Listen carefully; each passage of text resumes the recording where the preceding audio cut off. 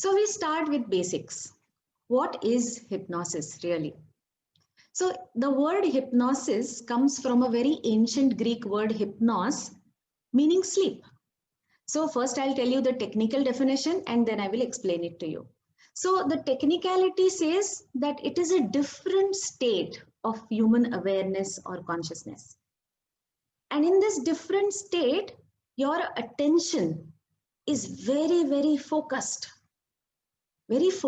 on inside of you and very focused on the suggestions of your therapist. Now, let me tell you one thing, that what are the different states of your awareness? Like you can sleep, that's one state of awareness. And you are not aware of your surroundings during sleep, but you can be woken up from your sleep. Coma, you are very unaware of what is happening around you. You can't be woken up from your coma. And third state is like meditation, where you are completely aware of outside of you, completely aware of what is happening inside of you, and you can be easily brought into awareness. So I would say hypnosis is a very similar state to meditation. It's a state like you have in a very light sleep. Suppose you are awake early morning at 4 or 5 a.m. You are aware of the birds chirping, you are aware of your milkman ringing your bell, but you are not responding to all of that. So hypnosis is that state of awareness where you are entirely aware of everything around you, but you are focused only inside of you. So let me burst the first bubble of myth. You don't get knocked out in hypnosis. You're fully aware of your surroundings. You remember everything that you say during your session. In fact, that is the goal of our session, that you are fully aware of what is happening in the deepest layer of your mind, of your subconscious mind. So let's go ahead a little bit. When we use the state of this awareness, the state of this hypnosis for your therapy, we call that as hypnotherapy. Now, again, it is very important for you to realize that when we use hypnosis for therapy, it is an absolutely voluntary process. The client needs to be ready for this kind of process. And we don't use any pendulum, we don't use any hi-fi spooky techniques. We introduce or induce the state with a very simple instructions like focus on your breathing, relax your body, connect with your body. Very simple. But many times what happens is people feel that if I hypnotize them, I will know the secrets from their mind. Or when I hypnotize them, I will make them do things they don't want. This is a complete misnomer, complete misunderstanding. Nobody can take secrets out of your mind in hypnosis. So I have had clients or parents telling me that my teenager is into addiction, please hypnotize him and see what's in his mind. I cannot do that. So it's a completely voluntary process. Then what do you see in stage hypnosis? I'm sure some of you have experienced stage hypnosis. So stage hypnosis is a very different recreational variety of hypnosis. And what do you see in CID? What's that? So hypnosis that is used with criminal intentions, or hypnosis that is used for exploiting people, robbing people, these people unwillingly hypnotize you, meaning you get hypnotized without your conscious awareness of it. That is called as Eastern hypnosis or Tantra. So we are not talking about that today because I have very little knowledge of Tantra. It's not something that is taught to doctors or therapists. So let's talk about what happens in hypnotherapy then. So first, to understand hypnotherapy, you need to understand a little bit about your conscious and subconscious mind. So first and the foremost, you all know that we have two parts of our minds. Conscious mind is that intellectual mind of yours, which does all the intellectual stuff like thinking, observing. It puts logic, analysis, it knows the scientific reasoning behind something. So it is our intellectual mind. But that's only 10% of your mind. The larger 90% of your mind is your emotional mind, which is the subconscious mind. Now, this subconscious emotional mind, it is so large. What does it have? So it has all your memories, right from your conception till your death. It keeps recording everything that happens to you, good or bad. But for therapy, we are especially interested in the bad or the traumatic memories because they affect you in an adverse way. Also, the subconscious mind stores all your emotions, especially your unexpressed emotions. So you might have fears or phobias about something. You're maybe phobic of aeroplane journey. You have phobia for closed places, phobia for needles or hospitals. So many fears and phobias are stored here. Your unexpressed anger, maybe jealousy, hatred, all the emotions that you don't want to acknowledge are generally stored here in your subconscious mind. What else? All your experiences. Suppose I'm traveling by flight and I had a turbulence on my way and I got really very scared because of this turbulence. So my conclusion that air journeys are very dangerous. I don't want to go there again. My experience of a turbulent journey and my conclusion that air journey is dangerous will be stored in my subconscious mind. So right from your birth, throughout your life, whatever experiences you take, whatever conclusions you draw, whatever prejudices or attitudes you start developing, everything is stored in your subconscious mind. In short, the kind of a person you are is decided by your subconscious mind. I can say that.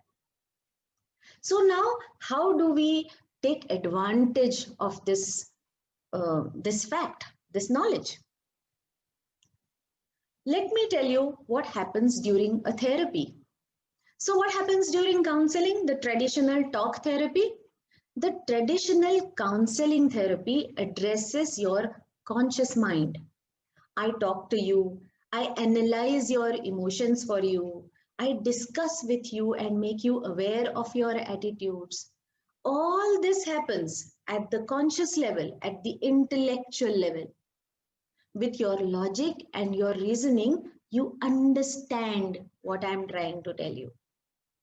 Now, I have encountered some problems in clients like, doctor, I understand what you're trying to tell me, but I have no control. For example, if I'm trying to explain someone that, look, hospitals are not that dangerous, or going into lifts or tunnels is not dangerous. He or she says, doctor, I understand it, but from here, intellectually, I can't help it. I get scared. So whenever you have a problem which you understand intellectually but can't help with your intellect, that is the problem of your subconscious mind. And for that, I realized as a counselor that I needed to access these clients' subconscious mind.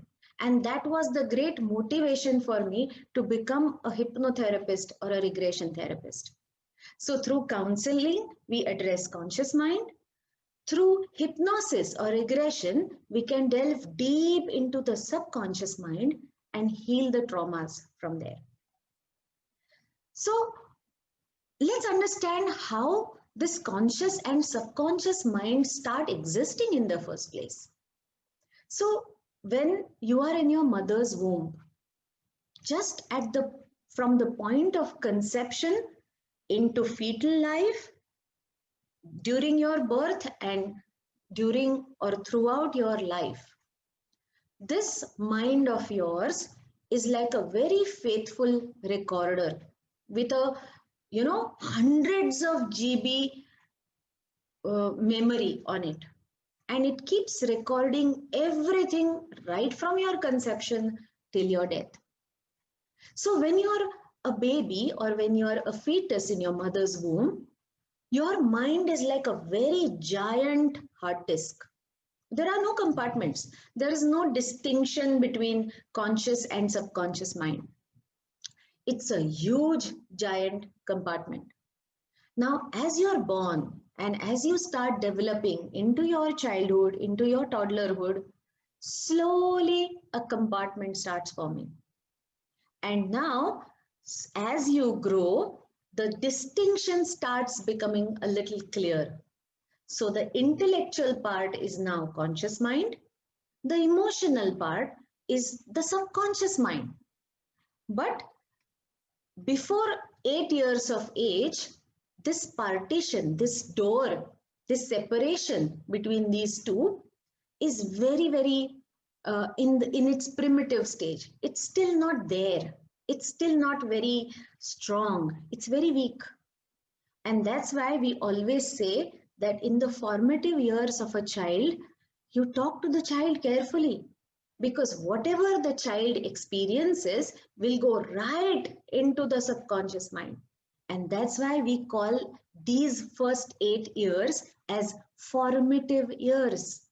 I told you, subconscious mind decides your personality. So whatever you record in your subconscious mind before 8 years of age will decide in a major way what kind of a person you will be. Now, what happens around 8 years of age is that this compartment or this distinction or the door becomes stronger and tighter. So now the partition between conscious and subconscious mind is very, very tightly closed. The entry to subconscious mind is now restricted.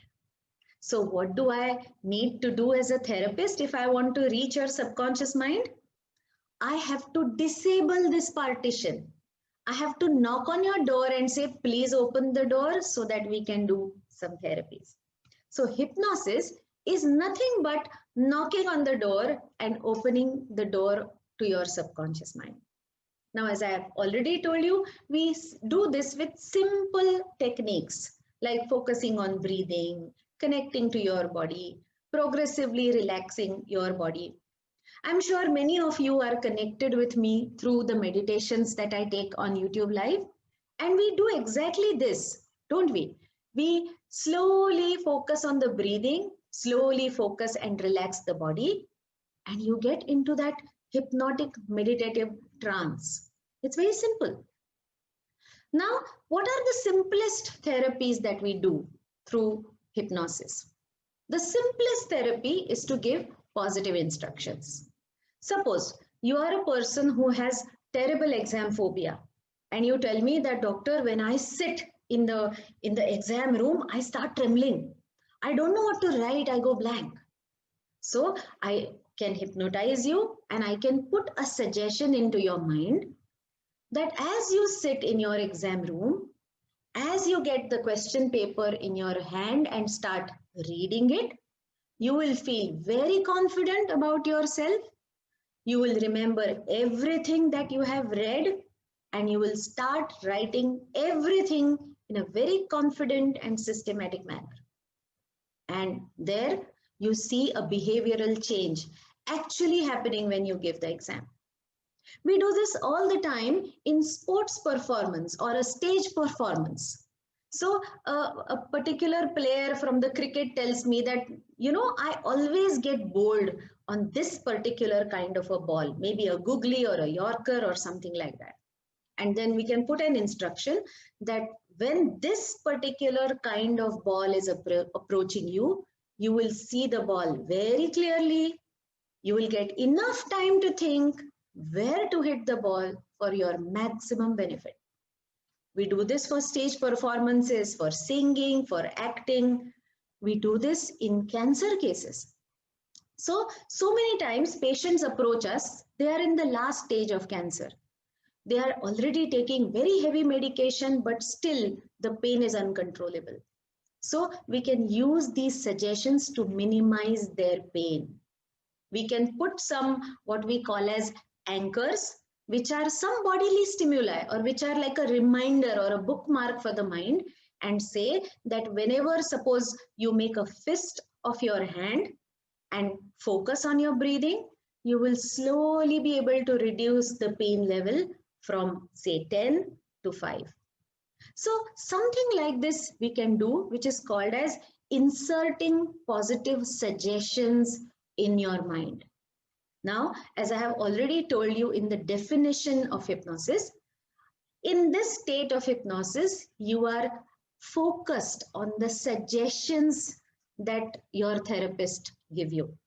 So these suggestions get roots in your subconscious mind and your behavior changes. Now, is this 100% proof all the time this cures the problem? No, sometimes just giving some positive suggestions doesn't help the client. And we need to go deeper into finding out the cause. Why this particular player is so nervous? Why this particular person gets so much pain? Or why he's scared of exam? Then what we do are the deeper therapies. Let's know about them too. So hypnosis is basically getting in touch with your subconscious mind. And I already told you that it's a storehouse of your memories. We store all the memories, all your emotions, all your experience, all the content is already available in subconscious mind. So what we do is we want to get in touch with those disturbing things that you have put away. You have just kind of put them into wraps so that they don't disturb you. You know, there are so many instances in our life that disturb us. If the memory comes to us, the memory really disturbs us and haunts us. And then we put away, we suppress this memory into our subconscious mind so that this painful memory doesn't bother you. Now, interestingly, lot of childhood memories. Suppose you got lost in a crowd, or you've been sexually abused by someone, or you saw your father beating your mother as a very small child, or you saw a very, very traumatic accident. These kind of memories get repressed, meaning what? You don't even remember them, even vaguely. It goes completely out of your awareness. The more traumatic the memory, the more is the amnesia or loss of any awareness or any memory about it. So we put away these disturbing things deep into our subconscious mind. Now, funny enough, if a similar incident now happens in your life, it can just re-stimulate an old traumatic memory. And you have no control over today's instances. So anything that is similar to what you already have stored in your subconscious can re-stimulate your old trauma. So what do we do in such cases? I'll tell you with an example. Suppose you are going for a picnic, a family picnic somewhere. You have booked a resort in a hilly area. You're driving up there and you lose your way. You just realize that you're going in circles on the same roads all the time. Now, normally an adult person wouldn't panic, right? But you start panicking because you already have an old traumatic memory. When you were 2 years old, you probably got lost on a railway station or in a crowd. And at that time, being so small, you panicked. You started trembling, sweating, you froze in fear, you didn't know what to do. You blanked out. Now, this losing way today will re-stimulate your old memory of losing the way as a 2-year-old. Here, the very interesting part is that subconscious mind doesn't know time. So it doesn't realize that while you were 2 years old, this has happened before. It doesn't understand that this memory was long, long ago. It just re-stimulates all the panic again. And what happens? You become a 2-year-old again. So, in spite of being a grown up adult, you start trembling, panicking, sweating, go blank, you freeze in fear, you don't know what to do. You relive and re experience this memory. Now, if a friend of you is sitting next to you in a car, that friend will tell you, hey, why are you panicking? Just put the destination on GPS in your Google Maps and it will tell you how to go there.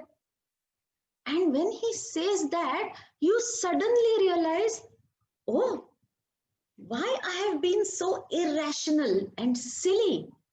Why am I behaving so childishly? You were not behaving childishly, my friend. You became a child.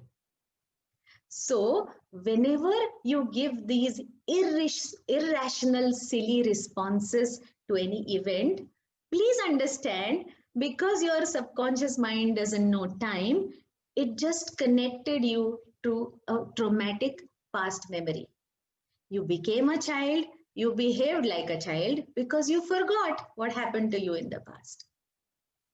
So now, sometimes just knowing this brings a lot of awareness. But only awareness, can it help your fear? Often not enough. So we need few therapies so that we remove your fear from the original instance. Please understand this, that we cannot delete any memories from your subconscious mind. We cannot undo what happened to you. We cannot erase the memory from your subconscious mind. Then what do? We just decouple the memory with the emotional trauma. We deal with the emotional trauma so that the trauma is erased, and now you can look at the memory in a neutral way. So now when you lose your way in some streets, you will just laugh it off and say, oh, this happened to me when I was 2 years old, and then I just froze with fear. Remembering this memory is different because you do remembering with your intellectual conscious mind. It's a memory. Reliving and re-experiencing happens with your subconscious mind. So this re-experiencing, we stop with therapy. Memory always remains. Now, what is then a regression therapy? What did we do in this? What we did was we went back during the state of hypnosis. As a therapist, I would take you back into your childhood, and you actually have either visuals or thoughts, and you connect with your traumatic past. You understand and see the entire event, and then I help you understand it from emotional, intellectual, all the kinds of point of views. I will explain this with a case. Suppose you are working on your relationship with your father, and you come and tell me, doctor, you know what? I hate my father. I argue with him all the time. I'm very defiant. I just don't listen to him. And as an adult, I understand that he wishes good for me. His advice is good, but I just don't listen. Even his good advice, even his loving advice, I don't listen. Now, I put you under hypnosis, I regress you, and you regress to a memory where you saw your parents fighting and you saw your father beating your mother. What happens now? As a childhood memory, when you become a child of 2-3 years old, you get very scared. You get very scared seeing that the two adults that you depend on are fighting with each other. Your father is beating your mother. So first, emotional response that comes is fear. Now, I help you deal with your fear. Once you understand and release your fear, now you realize that you were not just scared, but also very, very angry with your father because he hurt your mother. And you want desperately to take a revenge as a little 2-year-old. So you start understanding, as you get in touch with these events, you start understanding how many layers of emotions you have in your mind. And as a therapist, I help you understand your fear, your anger, your desire for revenge. And please understand, a child can easily express fear. He or she can cry very easily. But as a 3-year-old, can you really express your anger towards your father? You can't. You are dependent on your father. You can't express your anger towards him. So this anger is naturally suppressed very deep into your subconscious mind because you don't know what else to do with it. So when I regress a client, when you regress into your childhood, you start understanding all these angles. You understand that there was a lot of unexpressed anger about your father in your mind. You hated him for beating up your mother. You couldn't tolerate him. And now you understand where the hatred is coming from. So, also as a 3-year-old, you conclude that, see, my father is beating my mother, so he must be a bad person. And I will never listen to this bad person. A conclusion or a decision taken by a 2 or 3-year-old person. And now suddenly in hypnosis, you realize that, oh my God, I decided never to listen to my father as a 3-year-old. And 20 years after that, I am still following this childhood decision. I'm still taking my revenge on him. I'm still being defiant on him. Now, this breaks your pattern of hatred and defiance. This simple awareness that, oh, I never listened to him even when he was giving a good advice because I decided as a child never to listen to him. And now suddenly you realize that, oh, I'm an adult, mature adult now, and I can let go of this anger and this hatred. I can be reasonable again. So now you break this childhood pattern and you start becoming more adult, more mature. So what we do in regression is heal the traumatized child inside you. And once the child stops hurting, the child allows you to be a mature, emotionally balanced adult. Isn't this very, very interesting? Okay, so now I told you about what is childhood regression. Let's talk about what is past life regression. I'm sure past life regression is something that you were very intrigued about always. So I will tell you what is the difference between past life and this current life regression with an example. I told you that regression is all about visiting your old trauma. So I told you a similar event in the current life will re-stimulate your past traumatic memory. Correct? Now imagine that in this life you were a small child. You accidentally fell into a swimming pool. The water went into your respiratory tract. You got suffocated, scared, and now you're scared of swimming or going into water. Now, if I do regression on you, you will go into your childhood memory and we can deal with this. Only imagine that this same trauma happened a little even further ago, meaning in another lifetime. Suppose you drowned in water and died in another lifetime. What happens then? Now, when you have already had a very, very traumatic death by drowning into water, naturally in this life, you will be terribly scared of water. And you are not even aware of why you are so scared. So when we do regression now, you will not connect with this life, but you will straight away connect with a memory of your past life when you drowned into water. And I, exactly in the similar way, help you to deal with that fear and make you understand what happened then. Now you erase that fear and decouple the fear from the water, and now you are free to enjoy swimming. So the interesting part is, if you are my client who comes to me with fear of water and I regress you, I have no clue whether you will go into a childhood memory or whether you will go into a past life. I have no idea whether you drowned as a child or you drowned as an adult in some different past life. It all depends on where the root of your fear is. So I am just a facilitator in your healing. I can do a job of regressing you well. Where you would go into childhood or into past life all depends on your subconscious mind. So who's the boss in therapies? Not you, not me, your subconscious mind.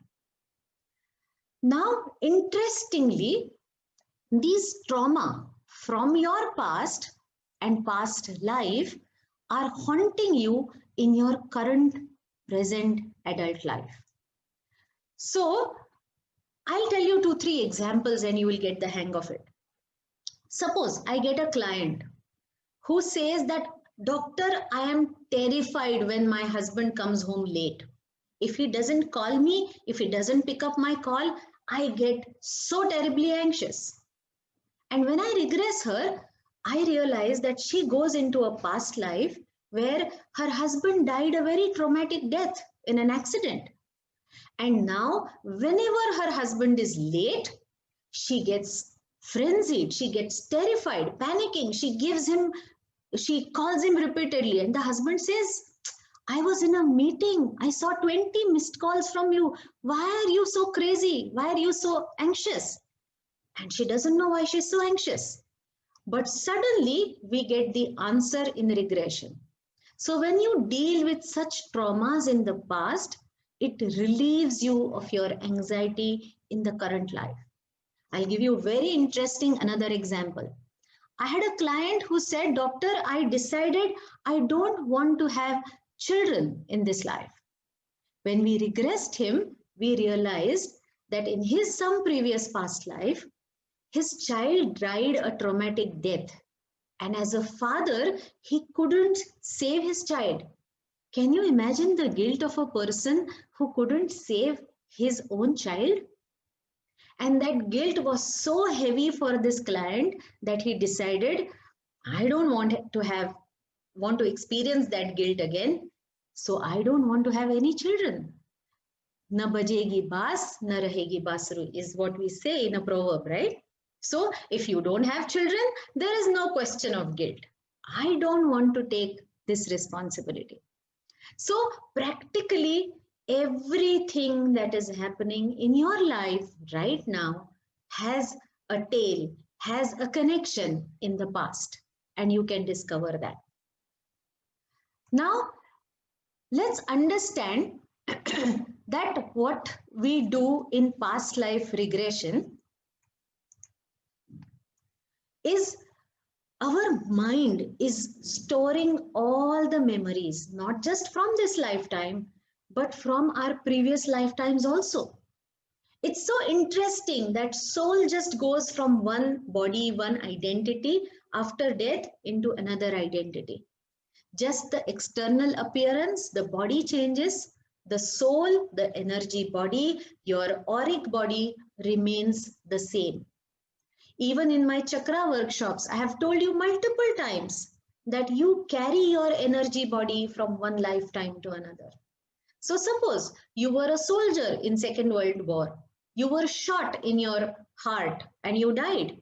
You can be born with a congenital birth defect in this lifetime. So many times we see that your previous lifetimes, the traumas in the physical form, in the emotional form, are affecting you even in the current lifetime. I often say this to people. It's like you changing clothes, but your inner self, your behavior, your personality is just the same.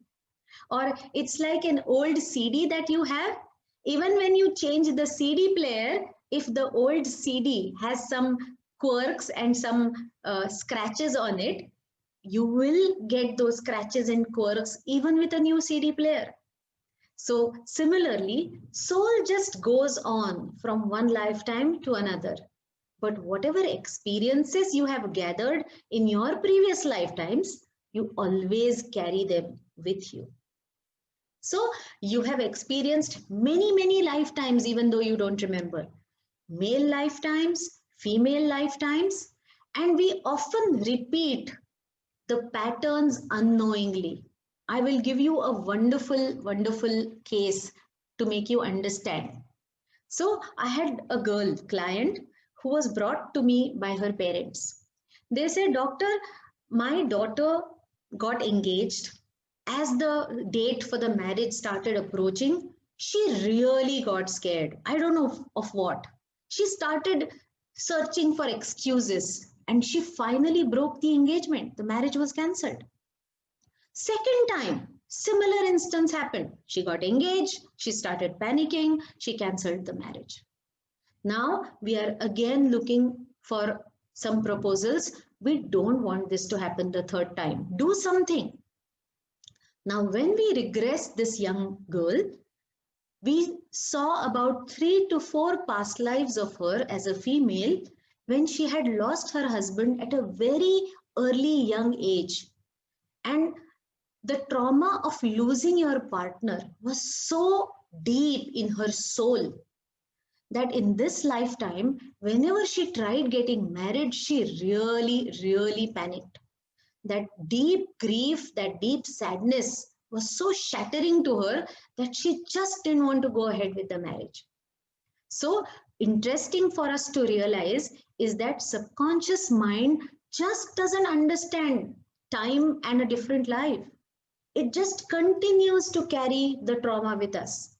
It doesn't realize that this trauma happened in some other lifetime. I don't need to fear right now. There is no awareness of this. So essentially, a past life demarcates your timeline in the soul's awareness. It tells your soul that it was that life and that life is over now. You are free to enjoy with your partner in this lifetime. It need not repeat.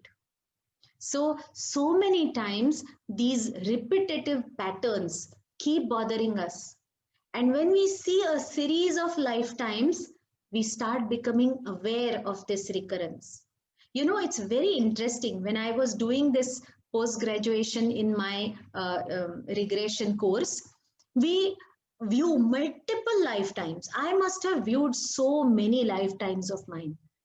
And when you view the journey of your soul, you understand how your soul has evolved through different experiences. You understand the pattern and you understand where exactly you need to change, even spiritually. You understand how you're spiritually developing through your lifetimes. Of course, you need a good therapist to do therapies on whatever traumatic content that comes up, or help you discuss the and come to that awareness or the wisdom from lifetime. But the journey is very, very rewarding. Let me tell you that. Now, as a doctor, what really appealed to me when I did this post-graduation in my hypnotherapy or regression was how I could heal the physical disorders. You know, as doctors, sometimes you feel helpless when you can't help a client. And I realized that in my post-graduation, the transpersonal regression that I learned, I could treat physical disorders with hypnosis. I'll give you an excellent example. A client came to me with severe allergy. We call, in medical terms, we call that urticaria.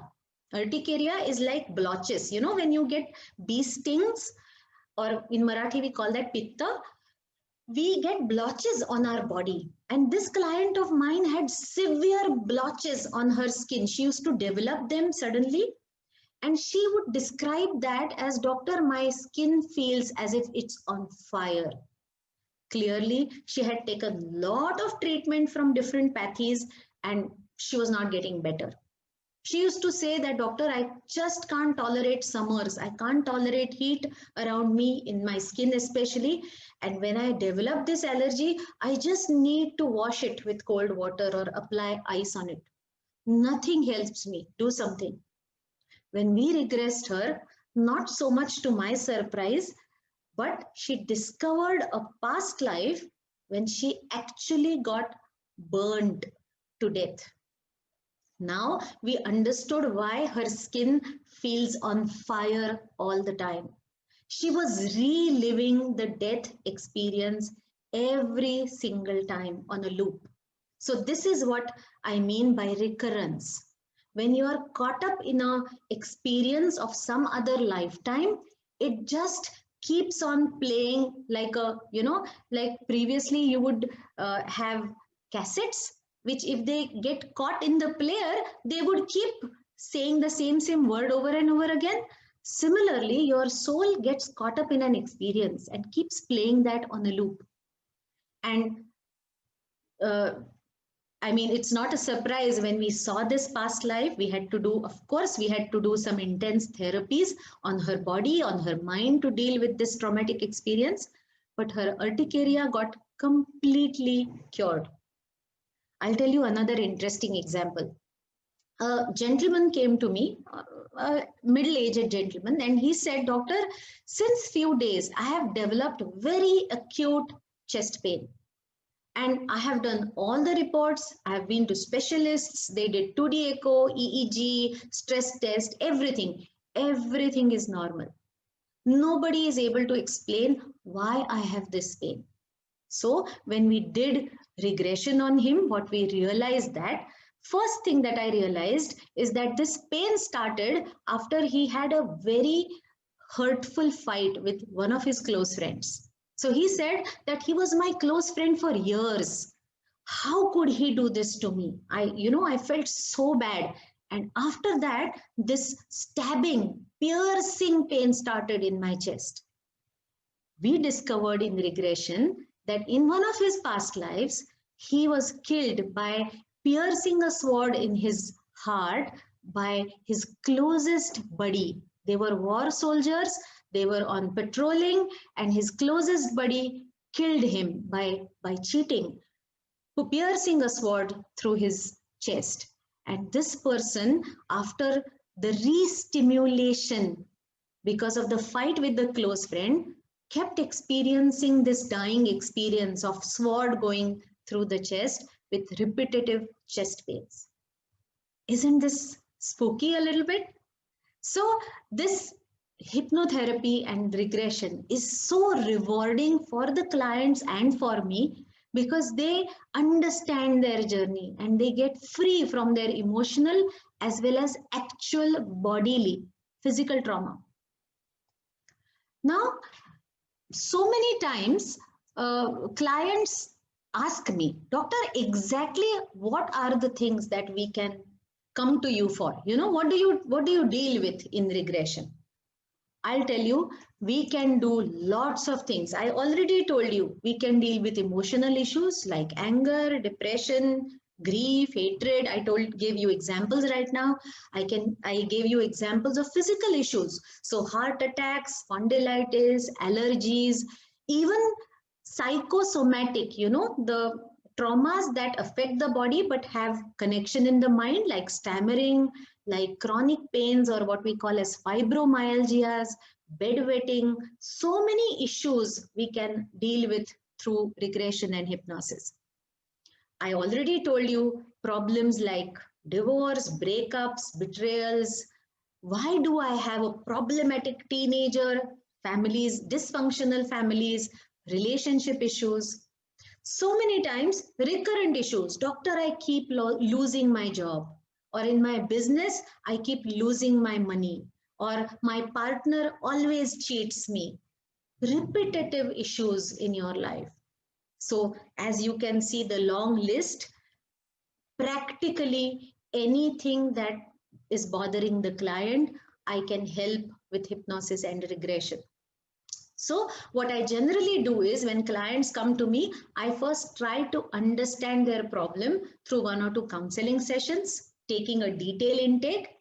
And once I know that this client is suitable for hypnotherapy, I will take or suggest that client to undergo a session. So how do I decide that a particular client is or not is not suitable for hypnotherapy? Are there any cases where I don't suggest hypnotherapy? Yes, there are. What are those cases? When I see that clients are emotionally unstable, meaning maybe they can't handle their emotions well, they are going through some breakdown in their mind, they are undergoing attacks of schizophrenia, where they don't understand what is real and what is imaginary, I will not take up that client for hypnosis. Because in hypnosis, we already make you visualize and imagine. And if you don't know what is real and what is imaginary, you will end up having more problems after hypnosis. So I very stringently see if the client is suitable for hypnotherapy or not. So psychiatric cases mainly who are under heavy conventional allopathic medication, we don't take them up for hypnotherapy. As a homeopath, what I do is I switch them on homeopathy. We don't stop allopathy suddenly. We never stop any medication suddenly. We gradually, with the advice of the psychiatrist and under his supervision, we gradually reduce the allopathic medication and we support the client totally on homeopathy. And then we can take up these psychiatric cases for hypnotherapy. People with poor visualization. So many times I see people who cannot visualize anything. If I tell them to close their eyes and imagine a memory, they say, Doctor, kuch nahi, I can't imagine anything. Many people, many aged people, I have found this problem mainly with very, very senior citizens, like your suppose 70, 80 plus. You somehow, some of these aged people lose their ability to visualize or imagine. They say, Doctor, ye humse nahi hota hai. So these are not the clients who can go and get in touch with their subconscious mind. And of course, too wise people, people who are too intellectual, they cannot trust their emotions. They cannot trust their imagination. They don't trust that whatever I'm feeling or sensing is true. They feel, ye to sab story hai. So too much intellectualization of emotions. These people cannot be hypnotized. Again, I will reiterate, hypnosis is a voluntary process. You need to be really, really ready for it. So what are the advantages and disadvantages, if any? I would first tell you the disadvantages. And there is only one up till now in my so many years of practice that I have seen. If you are the kind of a person who suppresses emotions all the time, bottle up emotions all the time, then when we open your subconscious mind for the first time, you experience flooding of emotions. You get overwhelmed by your emotions. In such cases, you need a good support from your counselor or your therapist. So I always tell people, go to a hypnotherapist who has a good background with psychology. Because when you get in touch with your trauma, very, very necessary is the support through counseling to decode your experience. So you need your hypnotherapist or regression therapist to have a good knowledge of psychology. Otherwise, they can hypnotize you, but they can't help you when you get traumatized by your experiences. So be aware of that. Rest all are only advantages. So naturally, when you heal the traumas from your childhood or from your past life, you start developing healthier emotional pattern. healthy behavior. As I told you, the hurting child is healed and you're free to become adult again. So you start being more mature, more adult, more peaceful, more at peace with yourself. Many clients have told me that, doctor, after hypnosis, my concentration and focus has improved like anything. I can think clearly, I can make decisions confidently, I am great in my stamina, sleep, immunity. So physical health improves like anything. You start sleeping better, exercising better, you start feeling lighter, and in every way, your life improves. So my mentor always used to say that if you forget to tell me that you have headache or a sleep problem, with hypnosis, I will cure you too. So many things automatically start getting better once you heal from your traumatic past. So many patients ask me, doctor, for fun, can I do regression? Just for fun. I generally don't uh, encourage clients to go into regression for fun. But yes, there are some very interesting therapies, and you always don't need trauma or problems to go into hypnotherapy. What are those? So you can regress uh, to a talented lifetime. You could be a painter, you could be a sculptor, you could be Mozart in your past life, you could be a great poet, and you can find your special talents from your past life and integrate them into this life. A fantastic way to bring in talent. So many people come for their spiritual development. They see series of their lifetimes to know the purpose of this life. So hypnosis and regression is great if you are somebody who's seeking for spiritual development. Chakra cleansing, something that we always do in every session. When I regress you into some different time in your childhood or past life, whatever issue that comes up and whatever is the chakra associated with it, we always cleanse those chakras. But just for aura cleansing also you can come. We can scan your aura into hypnosis and we can clean it. Very, very important and very rejuvenating therapy. This part I want you to draw your special attention to. So many times after operations or after accidents, your aura gets polluted, or the energy that is flowing from your body, that energetic circles get disrupted. The magnetic axis of your body gets disrupted. So it is a good idea, if you have undergone any operation or have a painful memory of an accident, you must do cleansing through hypnosis and regression. Organ transplant, you have received somebody else's organ or you have received a blood transfusion from some other person. Clearly, you receive that person's energy into your aura. You need to cleanse and give back that energy. Similarly, if you are donating organ or blood, you need to cleanse whatever you are giving also and retain your own energy.